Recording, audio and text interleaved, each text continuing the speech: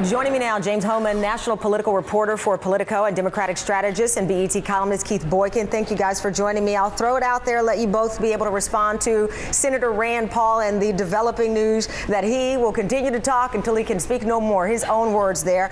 James, what do we make of this strategy? And I compare this again to, we didn't see a filibuster with Chuck Hagel. The GOP thought that was not a good idea. And despite the delay and the wrangling, Hagel was confirmed. Brennan is expected to be confirmed. So why do the Republicans continue to go to this strategy here? If it's not a filibuster, it's still these delays. Well, Tamara, good to be with you. Thank you. Rand Paul's concern is his own base of support. He has his eyes on a 2016 presidential campaign. This isn't really the Republicans. He knows Brennan is going to get confirmed, but he's trying to shore up the people who supported his father, Ron Paul, even as he tries to make inroads with national security conservatives and others in the Republican coalition to improve his own political prospects. But he's not he might be the only man standing for this filibuster, but Ted Cruz of Texas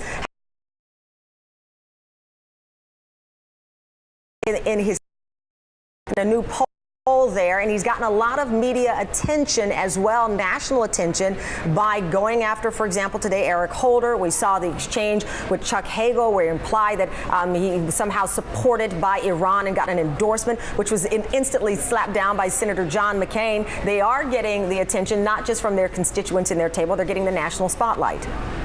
The goal here is to throw red meat to the base to show that they're trying to put up a good fight.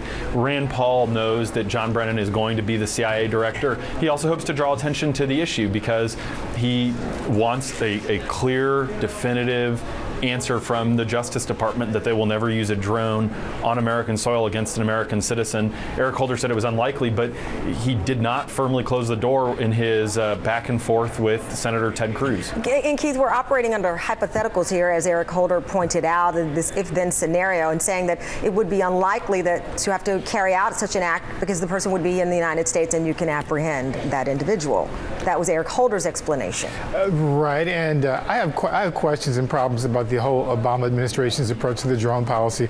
I get that. I think that's a legitimate line of questioning. But what the Republicans are doing, what Rand Paul is doing, is just unnecessary delay. If you know that John Brennan is going to be confirmed, if you know you're not going to continue this filibuster ad infinitum, why do it? What's the purpose of the delay? The same thing with the Chuck Hagel question. And it goes back to this issue of this meeting the president is having tonight with Republicans. If the Republican meme is that the president hasn't reached out to them and therefore they can't get anything done, well, how could he possibly reach out to them and expect to accomplish anything when they continue to slap his wrist every time he extends his hand? It doesn't make much sense.